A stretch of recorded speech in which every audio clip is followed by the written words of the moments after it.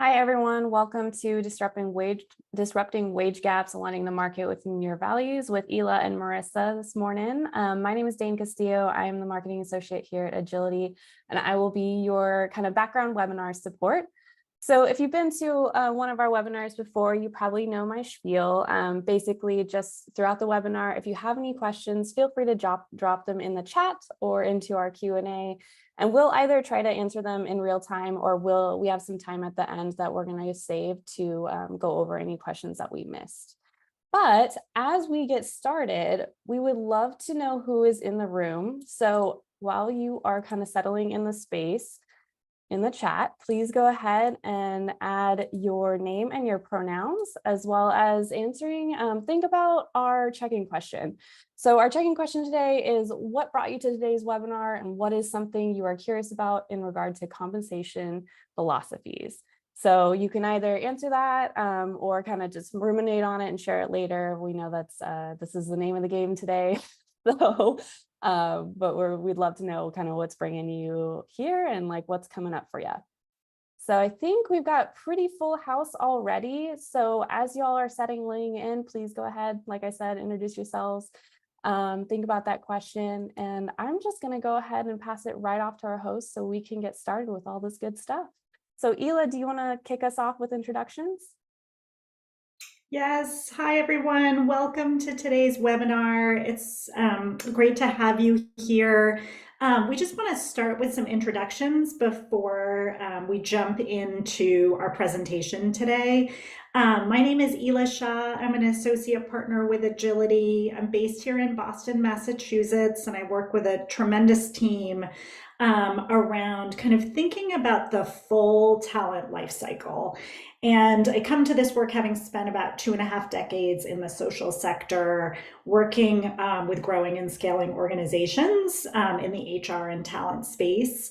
At Agility, for about the last 3.5 years, I've had the opportunity to work with large organizations that are sort of thinking about different parts of that talent life cycle and how they connect with each other, as well as small organizations that might be at the beginning of their equity journey, just building their first compensation structures. So real joy to be here today and talk about this work with my colleague, Marissa. Thanks, Ela. Hello, everyone. My name is Marissa McNeil. I'm a senior consultant here at Agility, a talent equity consultant, which is really DEI consulting and compensation consulting in one. My background is in human subjects research, data analytics, counseling. So I've always worked in social impact. I always plan to work in social impact. So that's why working with Agility has been so great, because we're really values aligned and we work with a lot of values aligned organizations. So yeah, excited to jump into this work today. Great. So we wanted to start off and just tell you a little bit about who we are as an organization. Really at the center of the work that we do, we're focused on, creating access, really thinking about data strategically, and continuous improvement in this work. And we believe at Agility that with the right leaders and the right talent systems, organizations can really work towards equitable programs in their organizations as it relates to talent. So we really think about that from the perspective of sourcing candidates for, for leadership positions, how we run processes to make sure that they're accessible and equitable, how we think about the data we're looking at when we're building compensation programs and coaching clients around how to not only implement those programs, but roll them out to staff. And most importantly, we're really thinking about the idea that achieving equity in an organization is a journey. There's no sort of end destination in this work. It's really important to us that we're consistently thinking about enhancement over time. So we believe through the work that we do and the approach that we take, we'll close wage and opportunity gaps. And our data is really reflective of that in the organizations that we work with. And that we're going to build a leadership bench that's truly reflective of the communities that we serve within the social impact organizations that we work with. You can head to the next slide. Yeah, great, thank you. And our services, I just sort of covered them. We're really focused on, placing exceptional leaders through our executive search practice, closing wage gaps through our compensation practice, and redesigning talent systems through, building performance management systems, as well as building competency models and career pathway models for organizations. And oftentimes we'll work with an organization across all of these three areas because, as you can imagine, there are lots of connections across this work. These are just a sampling of the clients that we've worked with. Marissa and I ourselves have worked with organizations across many different mission areas, ranging from, climate action and environmental organizations to Planned Parenthood, to many educational organizations. So we really sort of have enjoyed the opportunity to work across so many different mission areas. In our agenda today, we want to spend some time talking about the idea of building a compensation philosophy. We want to talk about what it means to really build an equitable compensation program and our approach to that work. And then we want to talk about our design process a little bit. And then we'll sort of end with a little bit of focus on how we approach implementation of the programs that we build and move to Q&A. So this is just to sort of ground us in why this work is important.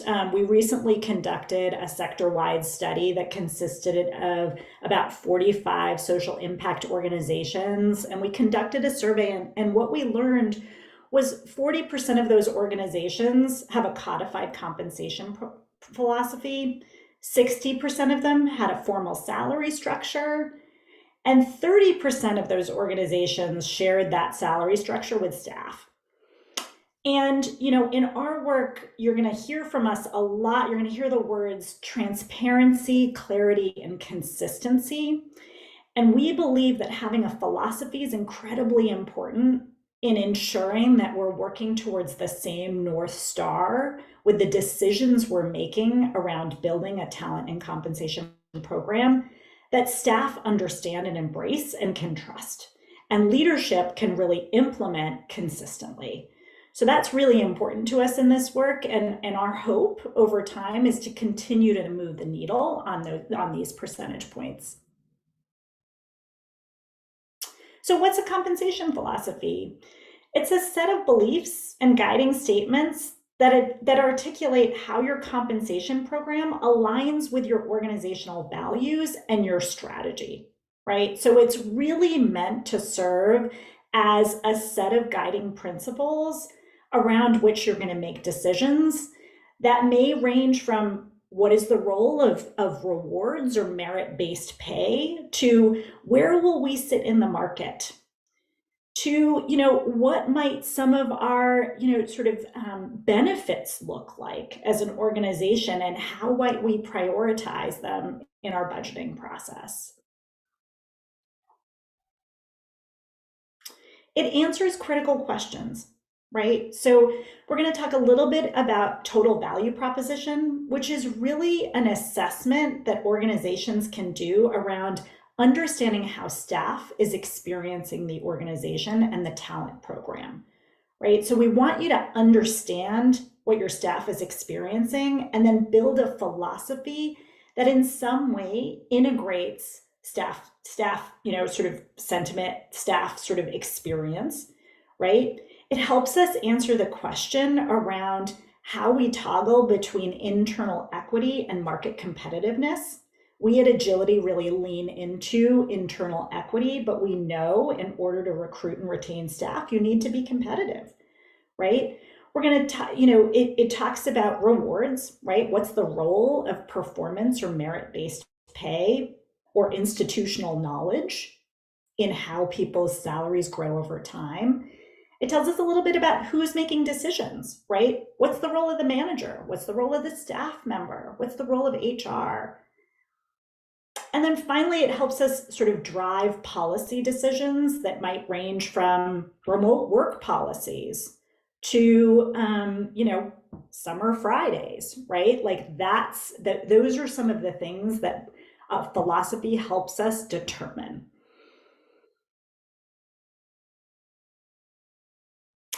And, this is just, these are some examples. This is really how we define total value proposition. So when we conduct surveys with staff to understand staff experience, we're trying to understand sort of their kind of commitment to your organization and what's really retaining them, right? Is it the brand? Is it the work they do? Is it how inclusive the community or environment is? Is it their understanding of how they can grow and develop, or how they're assessed? Or is it related to the rewards program, right? It's likely a combination of all, if not a lot of these factors, but we want to understand where some of the strengths and the pressure points are in your program, and then design a program that's going to enhance what's currently underway at your organization. When we run a philosophy process, we do it collaboratively, typically with an advisory task force of managers, and then also with your leadership team. And we start to talk about how to prioritize a number of choice points. And this is sort of a sampling of some of what those choice points are, right? We talk about where an organization wants to sit in the market and the trade-offs associated with that, right? Everyone wants to sit above market typically, but the trade-off associated with that might be, financial sustainability or your ability to hire more staff to do the work, right? It may have implications on work-life balance if you sit at a very competitive place in the market, right? So we want to sort of unwrap that a little bit and help people understand that. Another one that I'm going to just point out on this slide is the role of performance in salary, in contrast to salaries that might reward institutional knowledge or tenure. Some of these are not an either or, some of these are a both and, right? You might include both performance and institutional knowledge, but we want to sort of unwrap that, right? We want to understand the why behind why you might sort of choose to use those two factors in salary growth, and then help you build a program that's equitable and consistent in your application of that criteria for all of your staff as it relates to salary growth, right? I'm not going to go through each of these decision points, but this is just to give you a sampling of the types of sort of things or areas that we talk about with clients when we go through this process.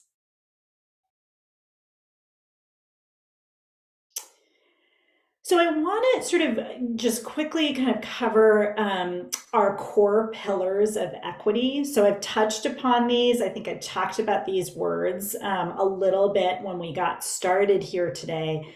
But for us, it's really important to work with organizations that are committed to building talent programs that are clear and transparent to staff, right? And transparency in our minds does not mean that everybody knows everyone else's salary. Transparency can mean that there's a clear compensation philosophy.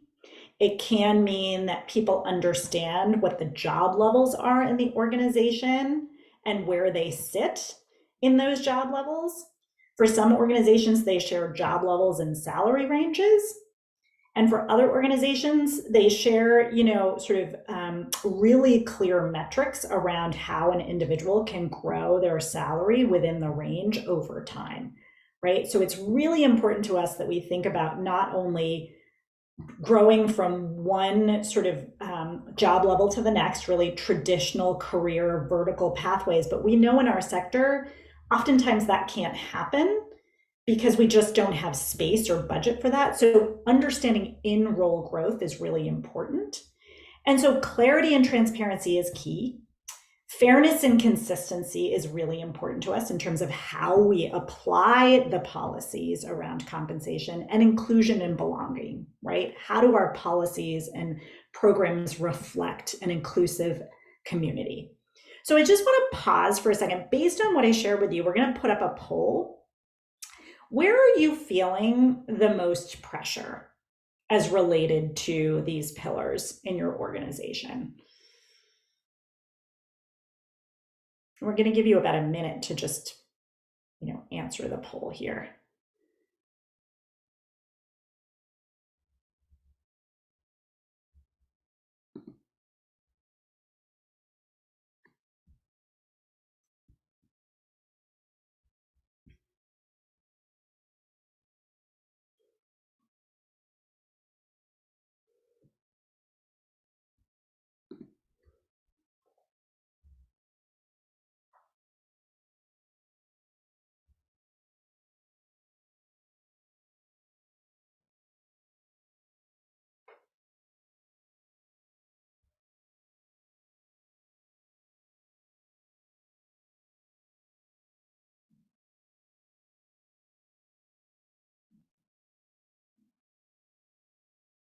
Okay.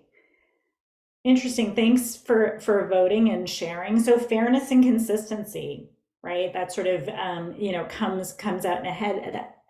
Not surprising. We hear that a lot. And when Marissa starts talking about how we build our programs, she'll emphasize sort of the places where we really can focus on fairness and consistency. Thank you for sharing.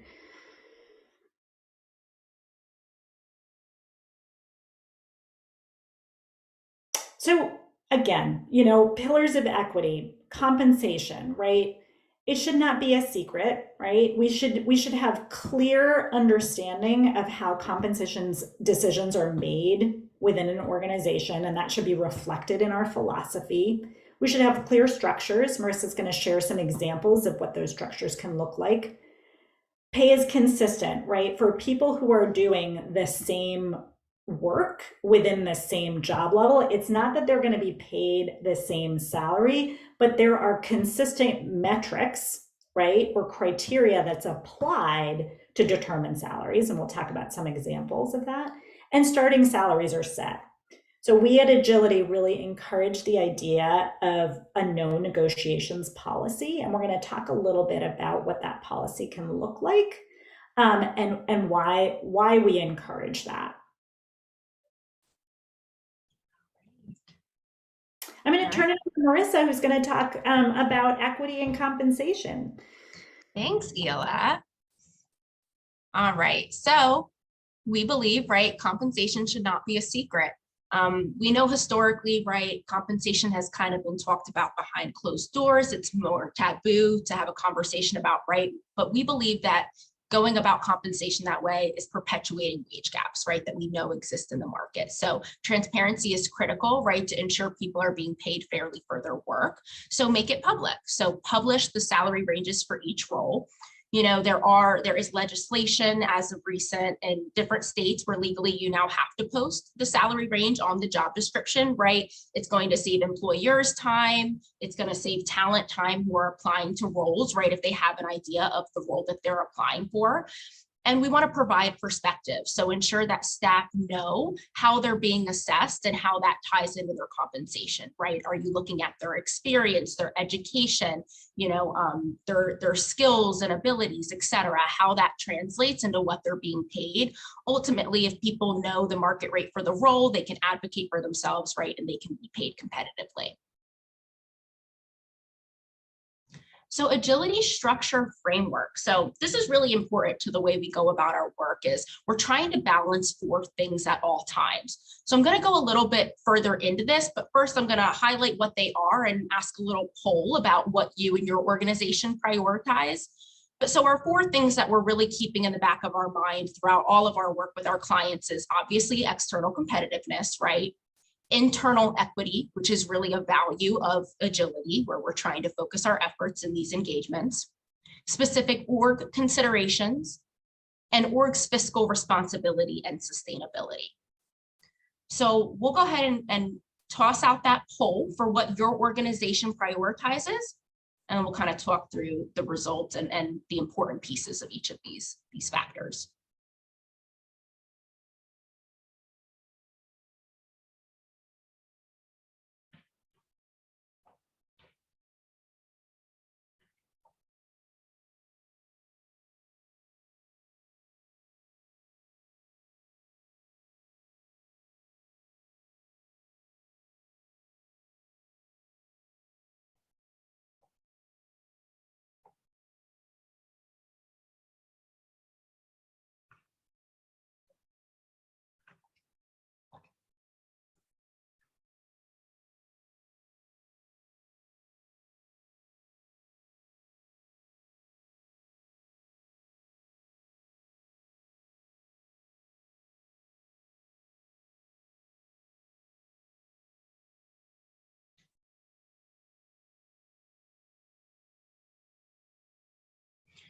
All right, so results here. Okay, so it looks like the majority here are prioritizing internal equity, which is really exciting to see, right? But what does that mean and how do we live that out, right, in our actual compensation practices?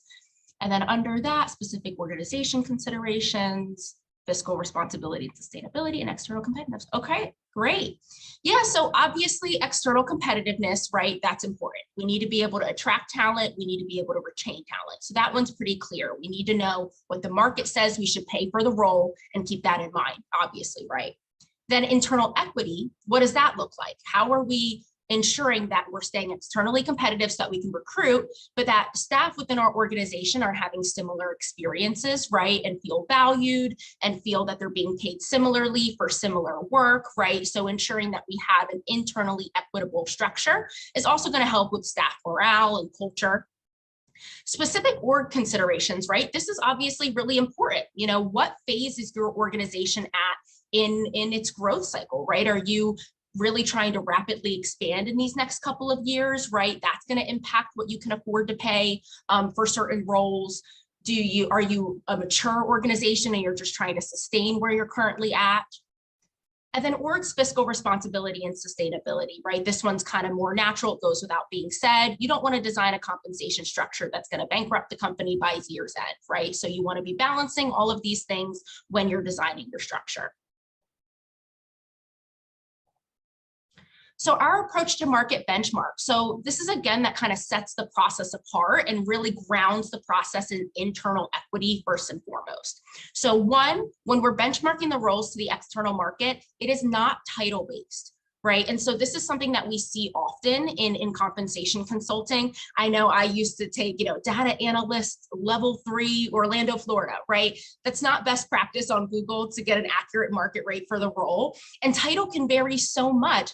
Manager within organizations, I've seen entry level have manager, I've seen the highest level in the organization have manager. So we want to ensure we're actually looking at the responsibilities of the role, the actual job duties, the experience that's required, the education that's required to ensure we're getting an accurate market rate for what the role looks like in our organization.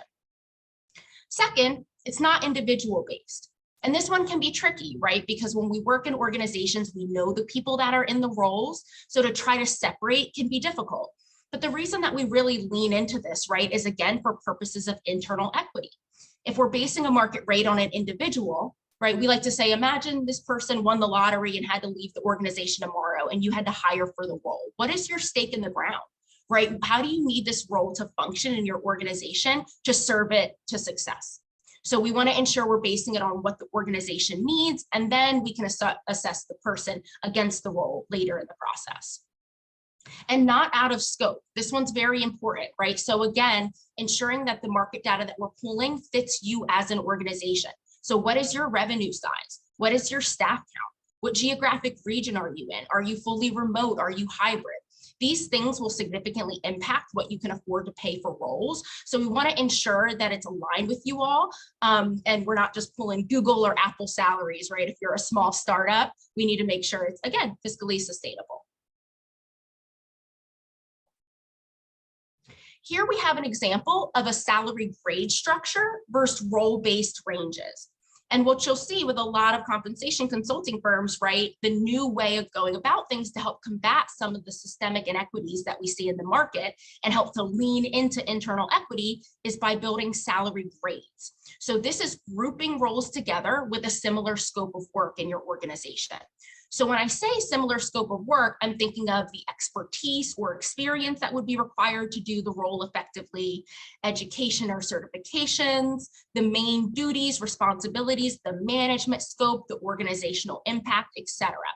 Really, the idea is if the roles are similar and overlap in these areas, why should they be paid vastly different, right? So this is helping to correct for the overvaluing of certain roles in our market and the undervaluing of others, right? When we think about roles that have historically been held by dominant majority groups, right? I think tech, I think construction, versus roles that have been historically held by minority groups. I think mental health and teaching, et cetera. We do see discrepancies. And so going about this route helps to combat some of that. And I will say for HR professionals, it's just easier to manage. You're not going one role at a time, having to constantly check the market, et cetera. By grouping roles, procuring a midpoint and building a range around that midpoint, it helps take out some of the extra work.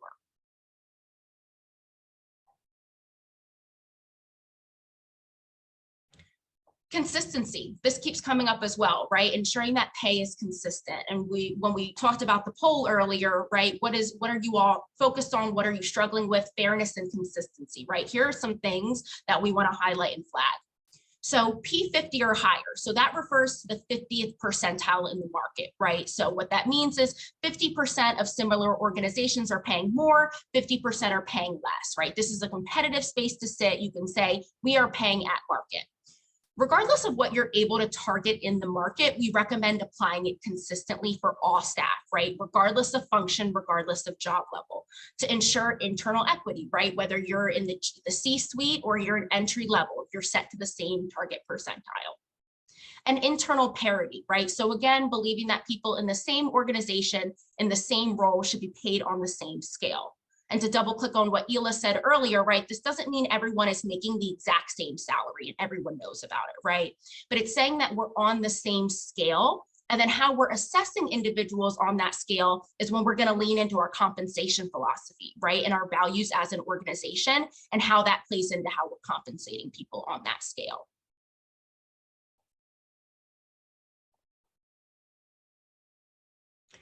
So we do recommend, right, running equity audits. We think these are very important to ensure the way that your compensation program is functioning at its best.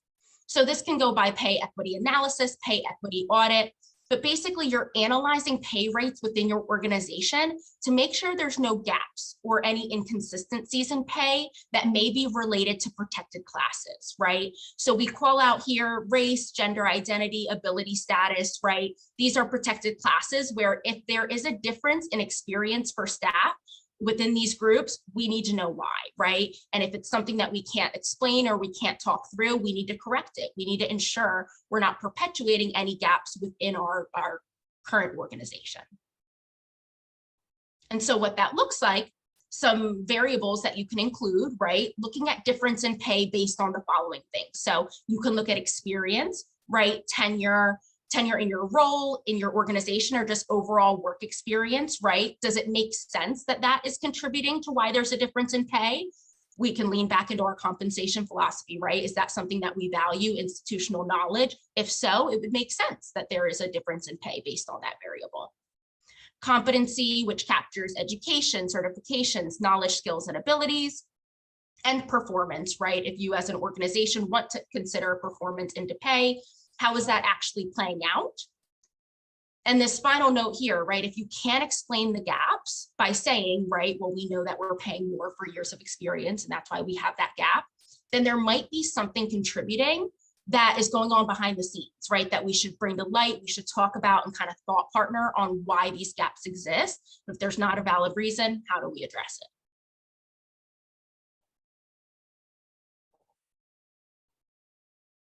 And here we have kind of guidelines, right, for new hire offers and how we're setting compensation. So we spoke to this a bit earlier. We believe, right, if you have this compensation program where you're balancing the 4 areas of external competitiveness, internal equity, specific org considerations, right, then if you know what you're offering has the research to back it, we believe in no negotiations, right? And so we know that incorporating negotiations is one of the reasons that we have inequities in compensation in the external market, right? There's a lot of research and data to suggest that. So this provides some insight to what it could look like if you were bringing in a new hire, what it would look like to place them at the range mid. So here they're fully meeting but not exceeding the role qualifications, and they've demonstrated proficiency in main role responsibilities. And these things can be nice to share out with staff, again, for the clarity piece. Staff want to feel that they understand how their salary was set, and so this can be useful. And I won't read this all to you, you all will get the deck after, but kind of highlights what it would look like if you were to bring staff in at the range low versus the range high.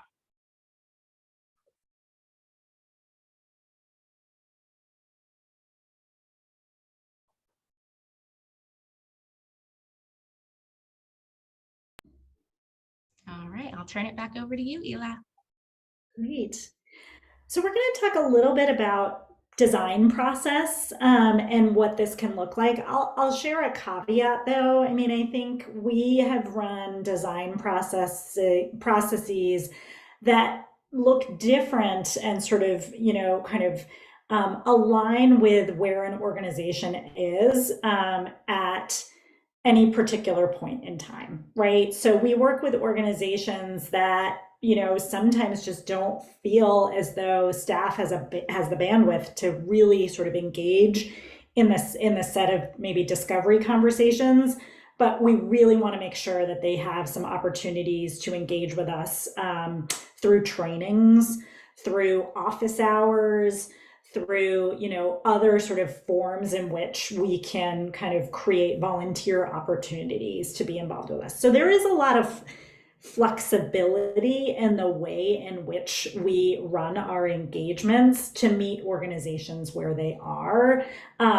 you know, based on a lot of criteria, right? Bandwidth, capacity, budget, right? We think about this from sort of a lot of different lenses. So let's sort of go to the next slide and share a little bit around kind of the key stakeholders. So again, going back to this idea that, you know, thinking about clarity and transparency and inclusivity in this work is really critical throughout the process, predominantly because it allows you to really build trust and credibility when you get to the point of rollout, right? So oftentimes there's this perception, and it oftentimes is the case, that we're making decisions around compensation behind closed doors and we're kind of just basing it on people, right? But if we're really able to talk about the methodology behind which we do this work, right? Everything that Marissa just shared, and we're able to break it out throughout the engagement with your staff, there's a much clearer understanding of the process itself. So we tend to engage kind of 4 different stakeholder groups in the work. We talk with staff, we do a survey to understand that total value proposition, we'll do focus groups to gather qualitative data and look for trends.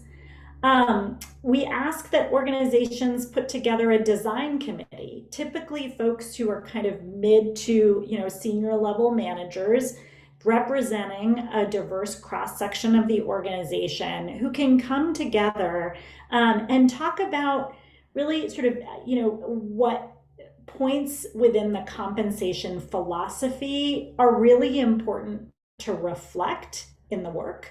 And come up with some points of view around that and draft a philosophy for the leadership team to sort of look at and review and approve as part of our program design and rebuild.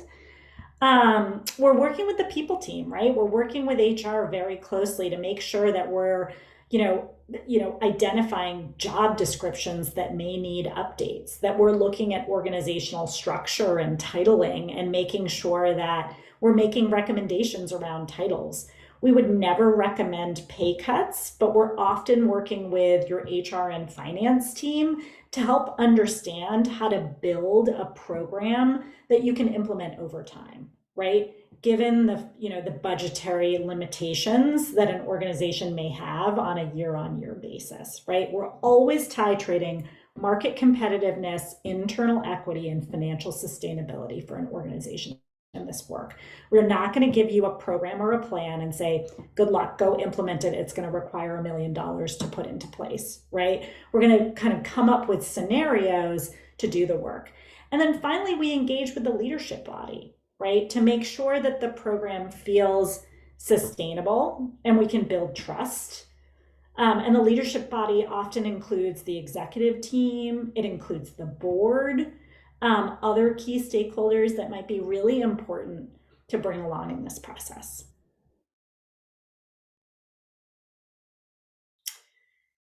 And this is just another way of looking at our process, right? We do discovery to understand how people are experiencing the program. We build a design process to build out that philosophy, that North Star, and the program structure itself.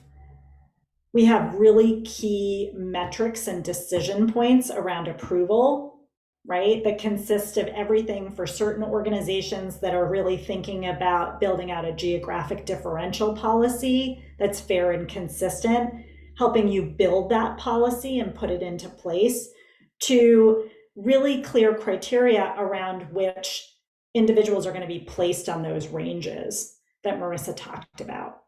And then finally, implementation, right? What's the sustainability plan? What's the rollout plan and communication plan? How do we make sure your managers are equipped to answer questions about the program? So these are kind of the 4 phases of work that for certain organizations can be 3 to 4 months, and for others can look more like, 6 to 8.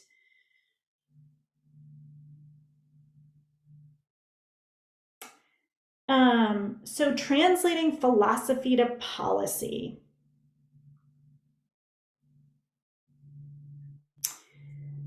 So really, it's what we've been talking about this entire webinar, right, to date.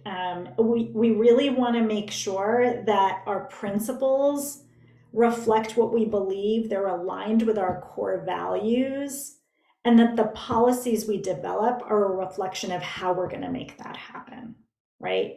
And we don't want to overpromise. We're really clear when we roll out to our, to staff with our clients that these are the things we can commit to in the short term. These are the things that we're building towards in the midterm, and these are our long-term aspirations, right? Sometimes organizations really want to build equitable performance management programs, but they know it's going to take a long time to get there, right? They know that that's a process that's going to require, some test modules and then some pilots before actually implementing, right? So sometimes those kinds of principles might be, aspirational in nature and require time.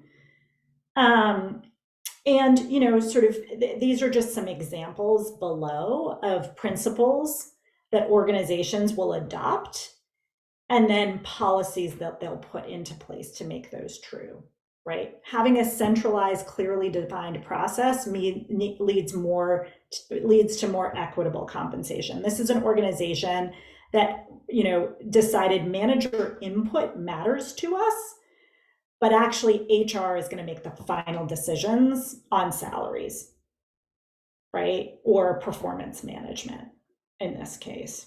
Transparency and clarity are central to equity and inclusiveness and fairness, right? So what does that mean for this organization? It means that the criteria by which we determine salaries is really clear. It might be tenure. It may be a really formulaic approach for year-on-year salary growth, right? It might be tenure and a COLA increase, right? And we'll help you build out that formula, and we'll help you build out a scenario planning tool so that you can understand the budget implications of taking that approach.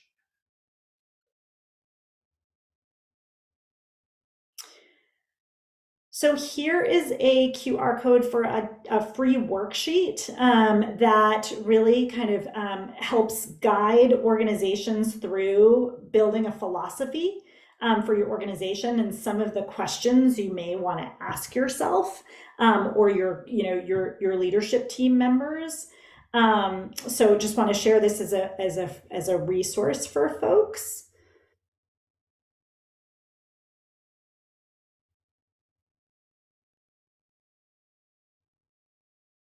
And you can keep going, yeah. And I'm going to turn it back over to Dane. Hi, y'all. Thank you all so much for being here with us today. So now we can actually go into our Q&A. We did have some questions come through while we were running this presentation. So thank you, Ela and Marissa, for keeping things going.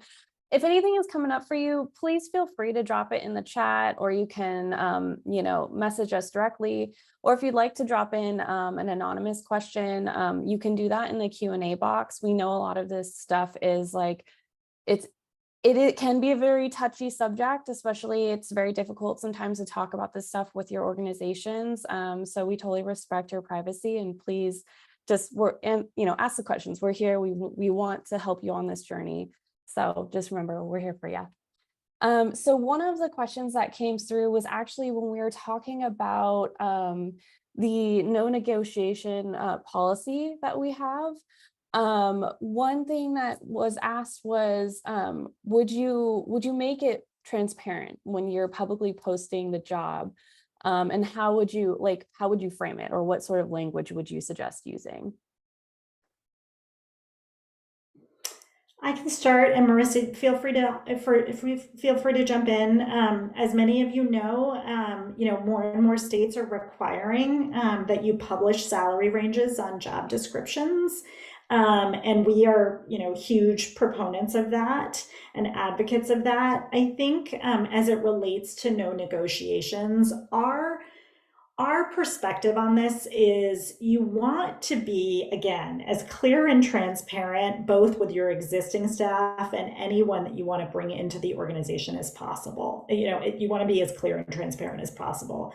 So our belief is that if you can, explain the criteria by which a salary was determined within that range, that should be enough, right? So that puts you in a position as, a hiring manager to advocate on behalf of your organizational mission, right? As opposed to on behalf of the role.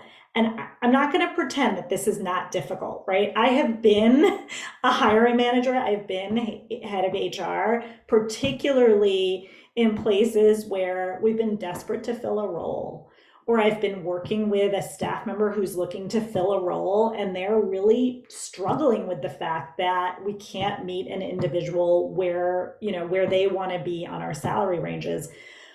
But I think what you often have to weigh is, how is negotiation going to disrupt your internal equity, right? If you're really using the system effectively. And, what are the implications of negotiating on fairness and consistency in your work? So those are some of the things I would ask you to think about. And in terms of specific language, we've worked with clients who kind of take different approaches. I'd be happy to share some examples if it's helpful. In terms of what that can look like. But I think it's a balance between you don't want to lose people early in the process, but you also don't want to kind of bring people into a process and then get really far down the pike and have put a lot of energy and time into the process, both you and the candidate, and then get to a crossroads, right? So really being as upfront as possible is what we would recommend. Marissa, anything to add? Yeah, just double clicking on what you said, leaning into your organizational values, why you all have that process in place. And if you are doing external compensation studies every 2 years, right, you can ensure that the numbers are competitive, et cetera. And yeah, you can explicitly say that right on the job description. And also that that helps to ensure, right, that the people that you're hiring in and bringing into your organization are values aligned right from the outset. Thank you, Ela and Marissa. Just kind of a follow-up question on that. So how would you communicate the range that you're posting and how people would fall into that range? So do you have sort of a criteria that you share with people who are applying? The question here is just, how do people know where they would land, and how do you ensure that equity? And how do you communicate that to an applicant? Yeah, I think it's a great question. I mean, I think I would think about it a couple different ways, right? There are organizations that we work with that are literally using a step scale, right? So it's really clear where you're going to sit on the range, and it's really sort of, in most cases when you're using that step scale, it's based on years of experience and tenure. And so you may have a really clear policy around that you can share with a potential candidate and say, this means this on our range. And as a result, this is where you sit based on how we've, calculated these numbers. That is not typical. That's not often what we see, particularly with, nonprofit organizations. It's a little bit more nuanced, where there is a review of the resume, and it's sort of then kind of mapped to what we call a scope of roles document that we build for you, which is sort of a qualitative roadmap to each job level, which outlines kind of what the market recommends and what an organization recommends for total years of experience, and the scope of the role related to organizational impact and management responsibility. And that is what we use to determine salary. So that's a lot, that's a mouthful, and that's why people work with us. It's hard to just explain it right in this moment. But what I would say is some organizations are really prescriptive and they're comfortable saying, yep, this is the number. Some organizations are comfortable saying, okay, this is the range, and this was what it looks like to be at the midpoint of your range, right? Which means that you have all the knowledge and skills and experience required to do the role. And so we are putting you at sort of right, below the midpoint or right above the midpoint because of X, Y, or Z, right? It tends to be a conversation that can be nuanced, right? But you want to use clear criteria that typically has to do with years of experience. And as an organization, you need to define what we mean by years of experience, right? For some folks and organizations, they're thinking increasingly about the role of lived experience. They're thinking about relevance of a higher education degree or a certification, right? So those are the types of things that we walk through with clients and coach them around, so you get clear and consistent around the application of that criteria. But it tends to be more involved than telling a candidate where they sit on the range right out of the gate, because you want to gather information, but the candidate should come into the conversation understanding what the range is. Anything to add, Marissa? Just the last thing I'd add is, as far as the actual job description, right, you can say this is the range for the role, and where you will be placed will be dependent on XYZ factors after conversations with the hiring manager, et cetera. So just more specific to your question. Thank you both. That's fantastic. So we have one more question, and I think this question is starting to get to a little bit more of the other work that we're doing with compensation, and not just in hiring. But so how does an organization balance attracting the hard to fill talent, so talent that requires a very specific experience level, while ensuring internal equity so that others in the management line in the organization are being compensated fairly, for their experience and responsibility level in the organization? Such a To good jump question. in. Yeah. It was Yeah. great Ila and I like question. connected. Such a great I question. knew it. I was like, they're gonna love this. You are speaking our language. Exactly. Yeah, because it's a very real, it's a very real problem, and we get this all the time.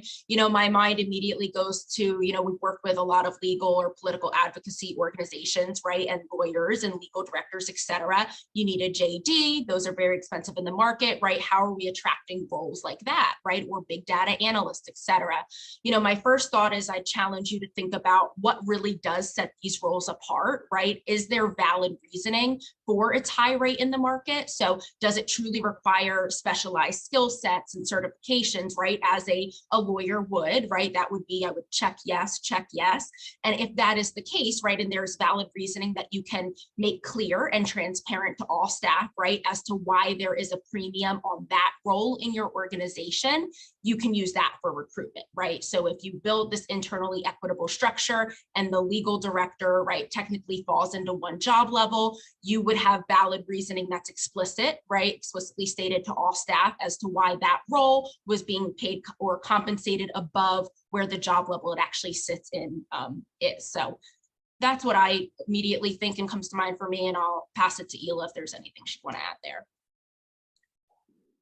No, absolutely. I mean, I think, as I mentioned before, we've worked with organizations like Planned Parenthood and thinking about clinical roles.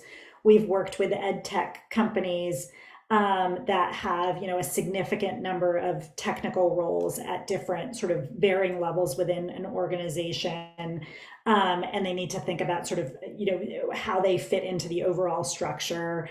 We've worked with, organizations in the Bay Area, where competition for a Salesforce administrator is even more competitive than, what other organizations are experiencing, right? So there are ways in which you can maintain internal equity while also, being realistic about how the market values these roles. And the key to that is building a structure with clear and consistent application of those T or P designations that Marissa was just talking about. And I just want to quickly respond to Lauren's note in here. This is super helpful in terms of the public posting and would you actually use that language?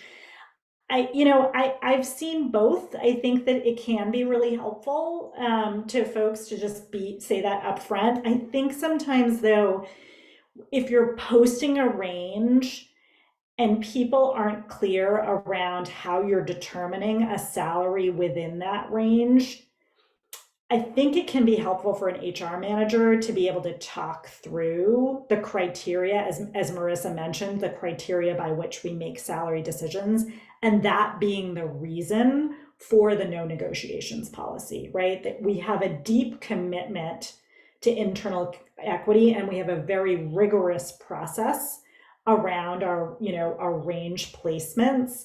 And as a result, right, we do not negotiate, right? So sometimes it can be a little nuanced, and it would ultimately be up to you and your organization to think about, whether you want to sort of field those, a volume of those conversations, or you just want to be really clear. We have samples of what no negotiations policies look like that folks typically put into their employee handbooks, those that adopt the policy. I'm not going to say that everyone we work with does, but those that do often adapt the policy that we have in place. And so there's language in there that you may want to use in a job description that is a little softer, that allows you to have a conversation around the why and how it aligns with your values, that you could use in a job description, if that's helpful. Awesome. Thank you so much, Ila. So we have about 5 minutes left, and we do have one other question that's kind of adding on to this no negotiation policy. So how would you handle signing bonuses when you have a no negotiation policy? Yeah, I mean, we've worked with organizations that that use bonuses in a couple different ways. So we've had organizations that have a no negotiations policy, really have an attractive candidate that they don't want to lose, and they use a signing bonus. I think the key is that you have a policy around signing bonuses so that you're not applying it sort of at random. And that is something that we have samples of. I think we've also seen bonuses, particularly in organizations where, when they're doing their work with us, they have folks at the top of the range. They want to reward those individuals. And until the range catches up, we suggest providing a bonus as opposed to a salary increase. So we have, sort of formulas and ways in which we think about that. And sometimes organizations will use performance bonuses, if from a budget perspective, it just makes more sense. So we have examples of that as well. So those are some of the areas where we see bonuses sort of used effectively. Awesome. Thank you all so much. We have one last thing to ask of you before you head out today. Please take our survey and let us know how we did, if you found this information helpful. I will be sending out a follow-up email with this recording, as well as our worksheet and any other resources that have been provided.